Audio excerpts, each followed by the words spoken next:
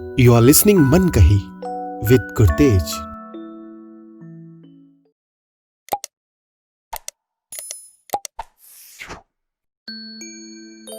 Also on podcast. नमस्कार।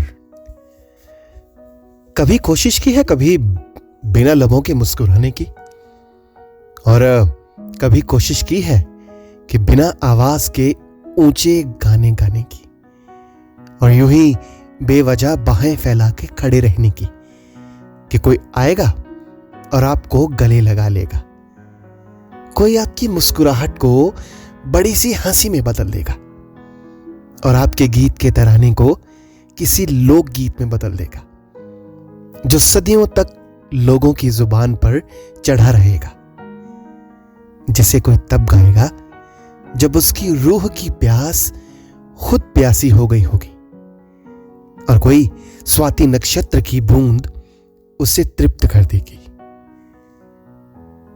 ठहराव में बढ़ने की परिभाषा को उसने समेट के रख लिया है। सालों से वहीं खड़े खड़े कितना बड़ा हो गया है, कहीं चला भी नहीं, पर फिर भी जिंदगी की परिभाषा को जान गया है। कौन जान गया है, उसकी बात करेंगे आज की रचना में।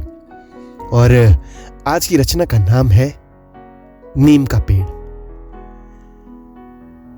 वो मेरे गांव के शिवालय के पास मिला था मुझे गए बचपन में, जब अपनी बाजुओं में हमें झुला लेता था।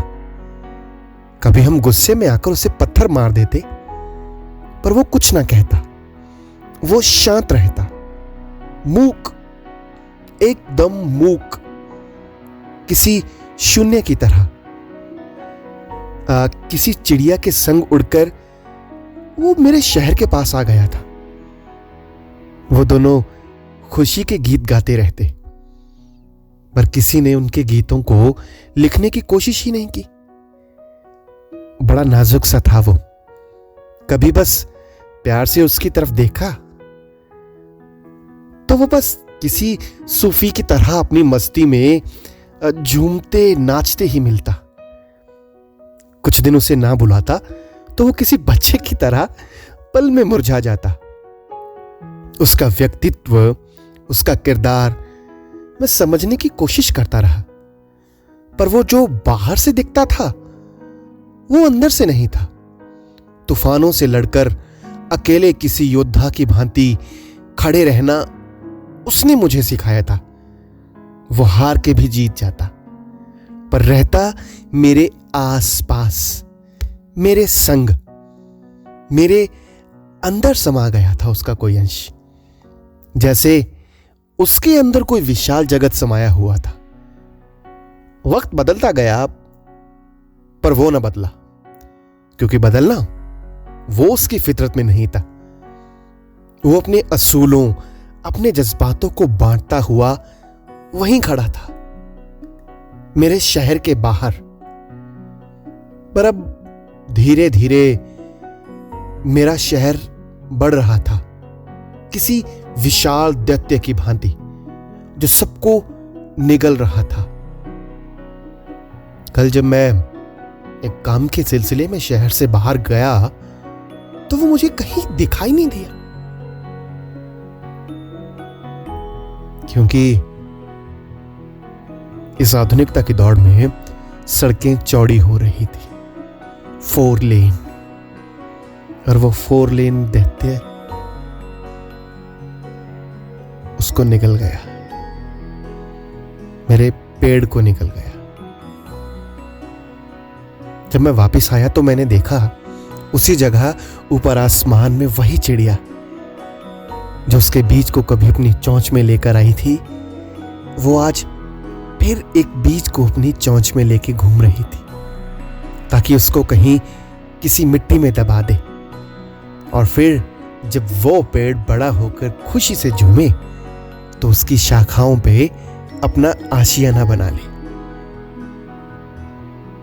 कभी सोचा है इस कंक्रीट के जंगलों में हमने कितने पक्षियों के आशियाने छीन लिए, कितनी कहानियां हमने छीन ली।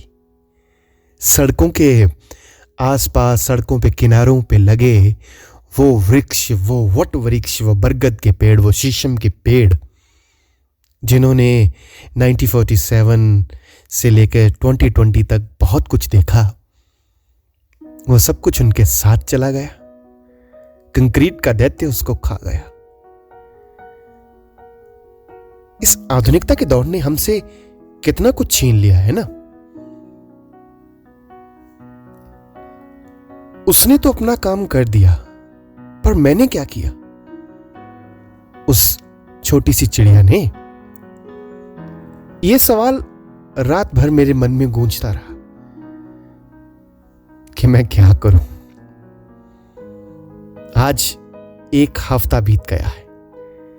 अब जब मैं रोज दफ्तर के लिए निकलता हूं तो जो मैंने कुछ दिन पहले लगाया था वो मेरे घर के सामने एक छोटा सा नीम का पेड़, वो हंस के मेरा स्वागत करता है, किसी छोटे से बच्चे की तरह, मानो वो भाग के मेरी छाती से लिपट जाना चाहता है।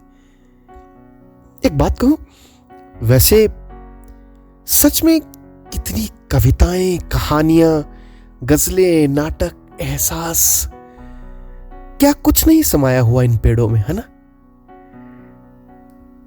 कभी वक्त लगे तो किसी पेड़ से लिपटकर इनकी छाती पर कान लगाकर सुनना कि एक धड़कन सुनाई देगी, जिसे हम आधुनिकता की दौड़ में बंद कर रहे हैं। तो कोशिश कीजिए इस धड़कन को बचाने की।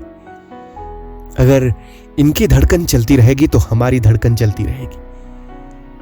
हमें कंक्रीट के जंगलों की जरूरत नहीं, हमें असली के जंगलों की जरूरत है, पेड़ पौधों के जंगल की जरूरत है। कोशिश कीजिए अपने दिन, त्योहार, जो भी आप मनाते हैं, जिस भी आप धर्म, मजहब या पंथ से संबंध रखते हैं, अपने पावन त्योहारों पर एक पौधा जरूर लगाएं। आपके घर में कोई खुशी या गमी का मौका है तो अपने को याद में वो पेड़, वो पौधा लगाएं। अगर ये जिंदा है तो हम जिंदा हैं। आओ मिलके जीवन में कम से कम एक पेड़ तो लगाएं।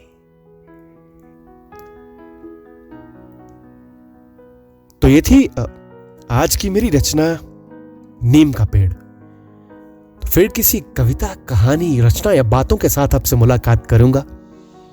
तब तक आपसे लेता हूं इजाजत। आपका दोस्त गुरतेज।